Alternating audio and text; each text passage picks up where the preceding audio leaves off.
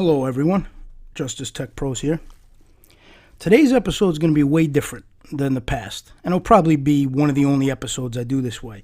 Normally, I know everybody tunes in and I speak about the justice system and my point of view and my experience, things like that.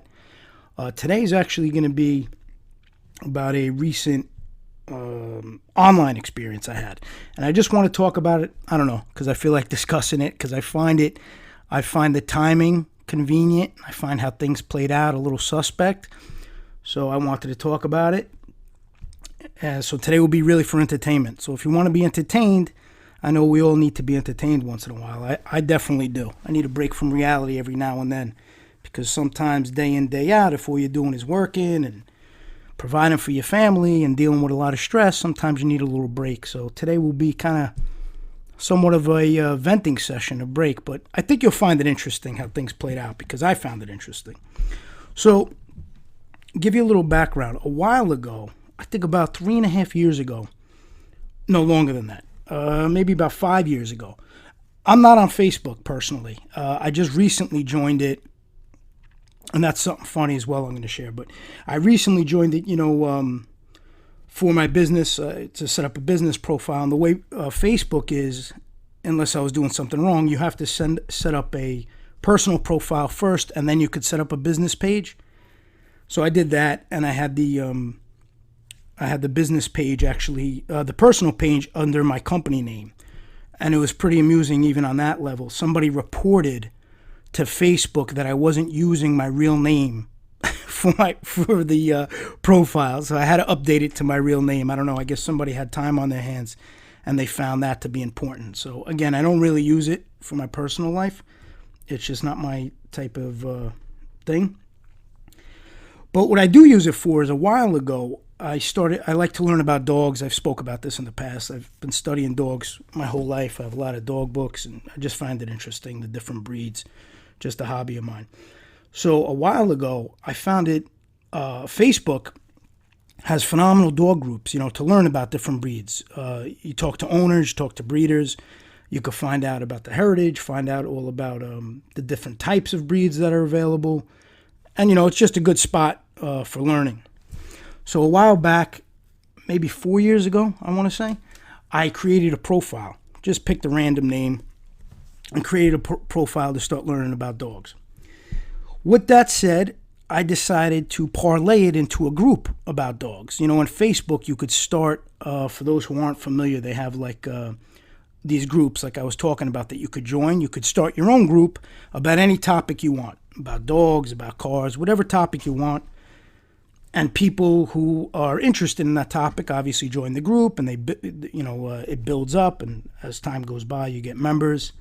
And you could upload files, you could upload documents, videos, whatever you want. So it's a great tool. I mean, it could even be used for business. You could there's a lot of business networking groups.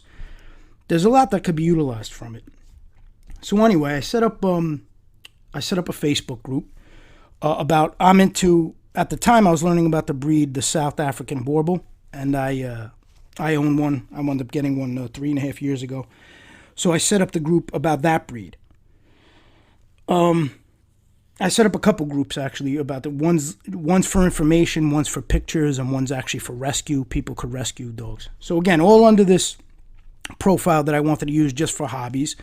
And it was more of just a separation type thing where, I just wanted a profile for hobbies, not really to interact on a personal level with anybody, just learn about dogs and create the platform. So I created the group to help those learn about dogs and to put all of my research. Because when I get into a breed, I really go nuts with researching it. I mean, I contacted, just to give you a little background of what I do, as far as the levels I go through, because I'm a little bit of a nut job with that. But I actually got a hold of an author of a book who wrote about the breed.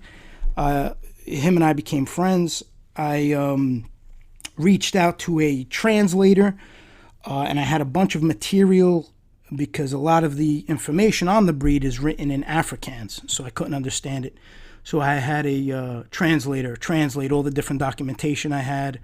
I acquired some research from the author of a book. He made a book about a bunch of breeds, but he had a section on the Boerboel that I was interested in, so I acquired his research on that.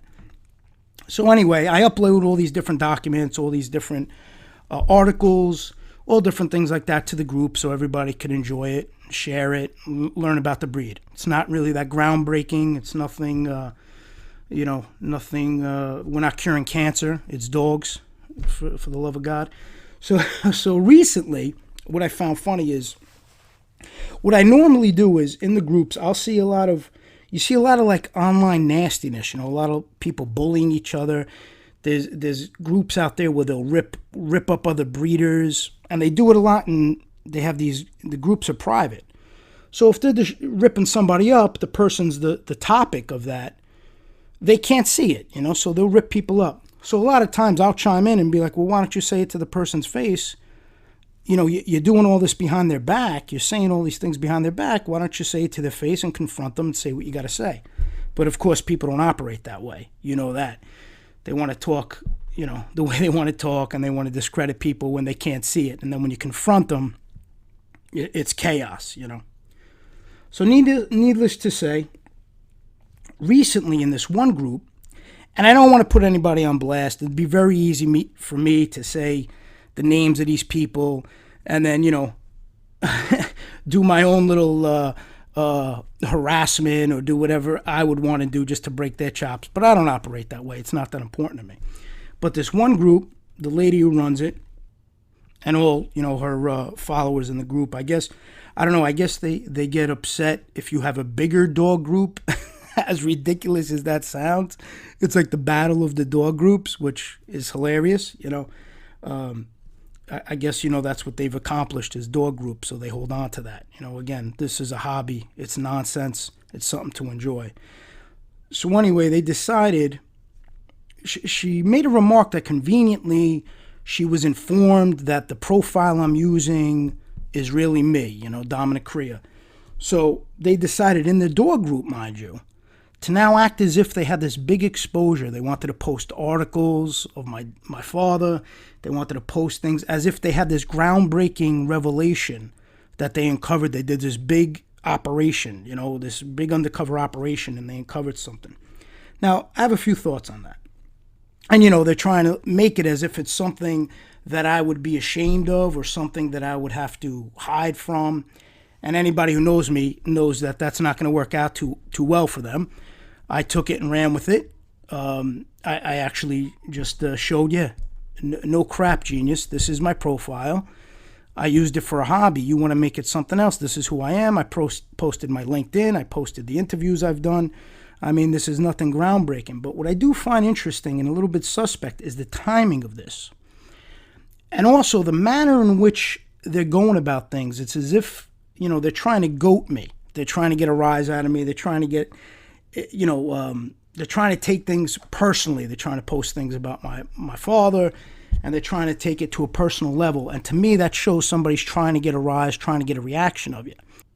So when you think about it, it makes you just kind of contemplate the chain of events and the manner in which they're going about it. I feel in a lot of ways it's intentional. They're trying to get a rise out of me. They want me to react. So then for what, who knows, but we all know how things could be twisted and turned. Say you react out of aggravation or your initial reaction is something nasty, then, they can interpret it to mean something and try to make it bigger than what it is. And I personally believe that was the whole theme here. I think there was something more at play where they're trying to accomplish something that they're really not going to accomplish because they don't know me too well if they think I would fall for something so elementary like that. I mean, a dog group setup?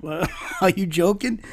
I mean, first off, I want to know what kind of time these people have, where they're able to put these things together, do all kinds of research. They're posting all kinds of articles. Now, a couple things on that. You're not that inventive. Everything's on the internet. Everybody knows who I am. I had a profile to learn about dogs. You, for some reason, you want to make it like you uncovered something. And again, the timing is suspect, and the approach is suspect. So the reason why I wanted to talk about this is what stuck in my mind this kind of stuff I find nonsensical. I actually find it humorous, and it's a little bit entertaining.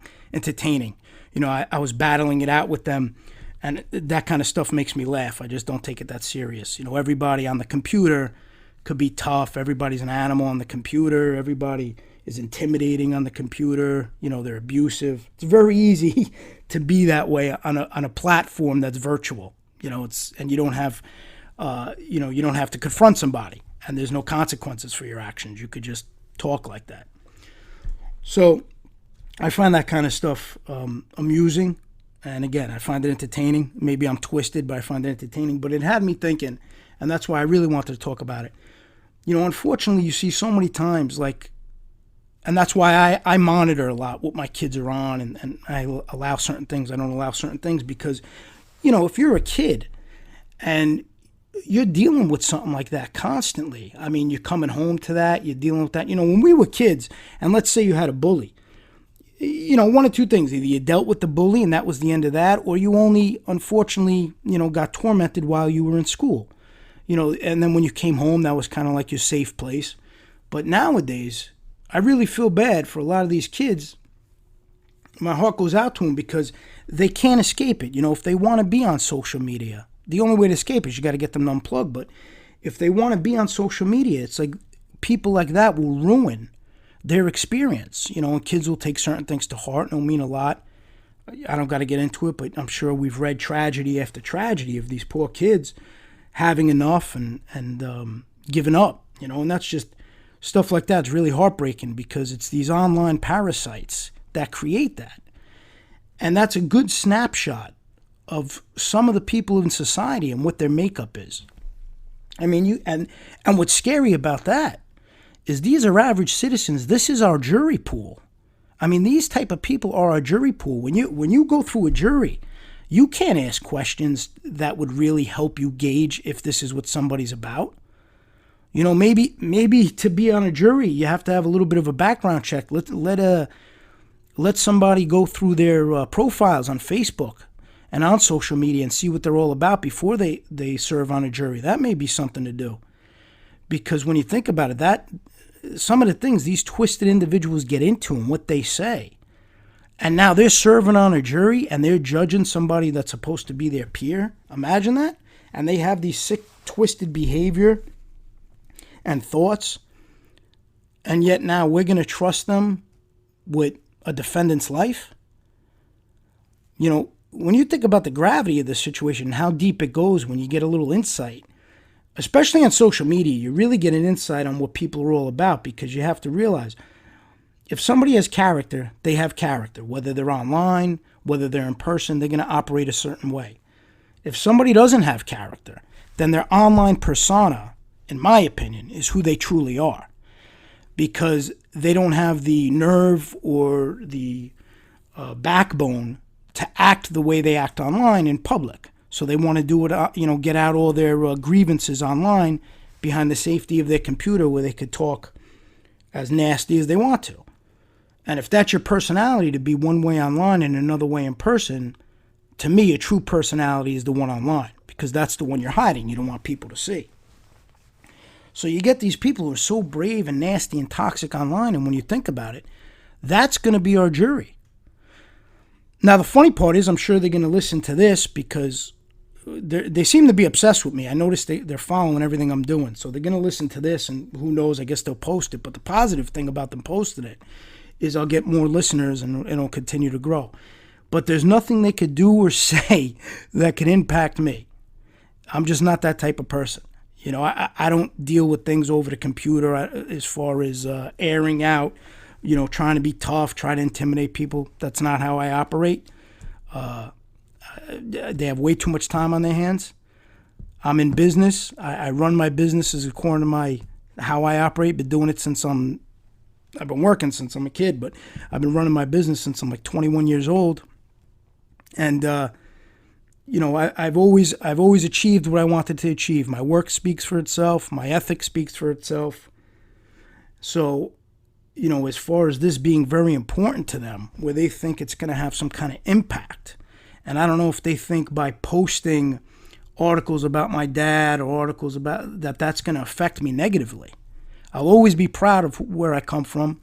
I'll always be proud of my parents, of everything. And I'm not going to get into that. This isn't the forum. You get people online, they go on these groups and they profess their love for their family. And that's not my type. Doesn't matter I don't need anybody to know what I feel about my family. I don't need anybody to know how I deal with my family, how I protect my family. It's not anybody's business. I'm not into that. Time and again, I see people leaving all these passionate comments about their family, and I just can't relate to that.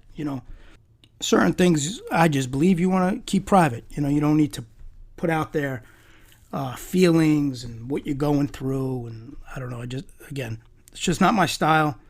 It's not even how I raise my kids. It's just got a different perspective. I'm not saying one's right or one's wrong. I personally, it's just not my way of doing things. So anyway, even on here, I try to talk about different things. I don't try to make this a campaign. I don't try to get into my personal feelings on my father's case, even though I have a lot of them, about everybody involved, on the opposite side. It's not the forum for that. It's not my style.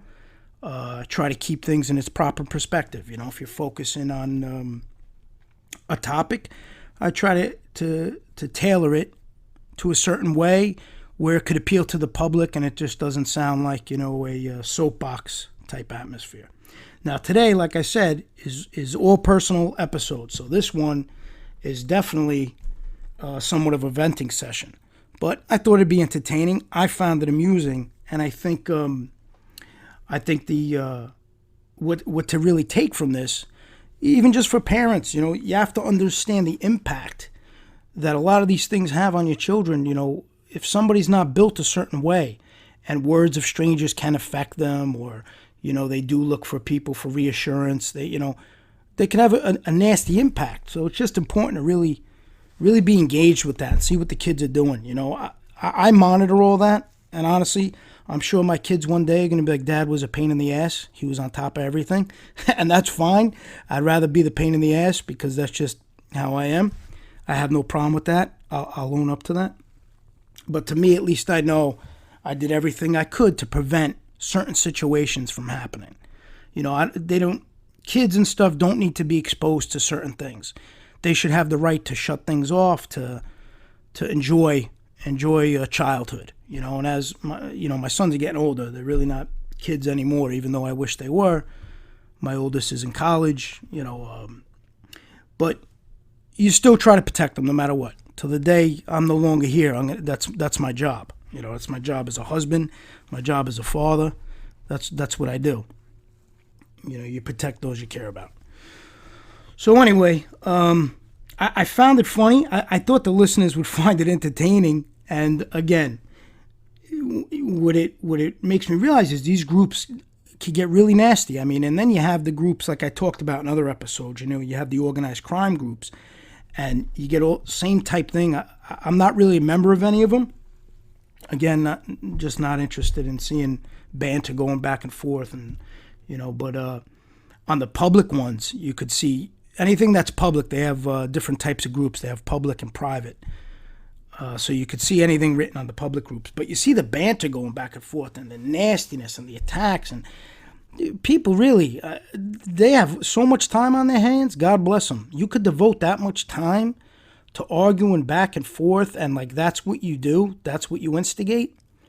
My problem is, which I always say, and I'll totally own up to it, I won't let stuff go, and that's my problem. See, a lot of times, somebody will make a stupid comment or a stupid remark. I don't initiate it, but if I see it or if I see them attacking somebody, I get involved. I confront it. And that's just something I've always been like that, and I'm going to continue to do that. So a lot of that's on me. I bring a lot of that on, but again, it doesn't affect me because that's just who I am. So I don't mind the confrontation. I don't mind going back and forth on that end. But a lot of these people, they're dredging it up, and they're instigating it, and they're starting it, and they're really and what gave me some reflection is thinking that this is the pool of the jurors. A lot of this, and I'm not saying it's all like that, but those are definitely people that could be your juror. And imagine having somebody who operates in that manner serve on your jury. What kind of shot are you going to have? You could be 100% innocent. If they feel a certain way, you think you're going to have any shot? You think a small-minded individual like that is going to be able to have the intellect to separate personal feelings from a job or a responsibility? It's impossible. They'd never be able to do it. And society yet still thinks that this justice system, some people in society, now we're getting a lot of movement, which is a great thing, where people are recognizing that there's a lot of flaws in it. But society it believes that the justice system is in good shape, and that it isn't as bad as many people see. And the problem is because they're so far removed, or they're just not paying attention. They don't understand it. When you add all these things up, you add up juries of that kind of caliber that I talked about, you add up the tactics of the prosecutor that could happen if you have a prosecution team that is not going by the book and is doing things in a way that is outside the realm of how proper practice should take place. Again, as I always say, I'm not referring to those who just do their job and do things the way the law is supposed to work. I have no problem with any of that. It's the ones that don't do things in that manner that I try to address. But when you add all those tools up, any common sense person will realize what shot does a defendant have, especially when it goes to a jury. And this is the type of pool you have. These are the type of individuals you have serving on a jury. And these people in the dog group, anyway, you had people from Ireland, okay, that were posting articles. I mean, from Ireland, you got nothing to do in Ireland. Pennsylvania, Connecticut, all people, the UK, I believe, was another one. These are all people across the map who have nothing better to do but to post articles and and take their time to go through, do all this research and post it like that, they're onto something groundbreaking, like, haha, look what I discovered. This guy's using a dog group to research dogs, a fake profile to research dogs. Look what I uncovered. And again, I find it all suspect because of the way things were worded and the whole game to try to goat me and to get a rise out of me. And very conveniently, this all just happened to take place recently. My dad was just sentenced. I don't know. I find it all suspect. But again, if anyone in any realm thinks that kind of tactic is going to have any effect on me in any shape, way, or shape, or form, I don't know. I guess they look at things way differently than I do, I guess. So I think that's it for today. Again, today was more of a funny, entertaining episode. Hopefully you enjoyed it. You enjoyed the story. I find it comical. I think it's something to laugh about. And I'm going to keep doing my dog groups. I enjoy that. I'll probably join some other groups now. What I'm actually doing is I had enough of learning about the breed. When I max out on breeds, every few years, I'll pick another breed and I'll focus on that breed and I'll learn everything I can about that breed. So I'm kind of maxed out on the Borbal now. I've learned everything I'm going to learn as an owner. It's not like I'm a breeder or anything like that. So I'm pretty much done with that education. And then I'll move on to other breeds. So I'm sure now, they're going to try to think that they have this groundbreaking discovery that my online profile is tied to who I am and I'm learning about breeds. God forbid he learns about dog breeds. What's he doing, right? Big problem. So anyway, I figured you'd find it entertaining. And that's it for today. I'll talk to you next time. Oh, and before I forget, one thing I did want to say, because I got to say, I know I talked about a lot of the nonsense and the bad, but there's a lot of good people too online. And there is a lot of people who have high integrity and high morals, because I got to say, I don't really know any of these people personally. And you got to see how many people actually come into my defense that I didn't even know, personally. I've spoken to a few about dogs and things like that. But actually coming in my defense and then putting themselves in the crosshairs of these clowns just because they didn't like what was going on, And I tell you, that says a lot about character. People like that are more of what society needs. Those are the type of people. Then there was a lot of people who were obviously quiet, who would BS that they were my online friends, but they didn't say one peep, not one word. So don't think I didn't notice that too. But again, I couldn't care. I wasn't on there to make friends. I don't need fake book friends. I just found that funny. But I do want to say to those who did jump in, and there was people who jumped in from all different parts of the world. I mean, I believe one lady was from Switzerland. There's a guy who's I think he's within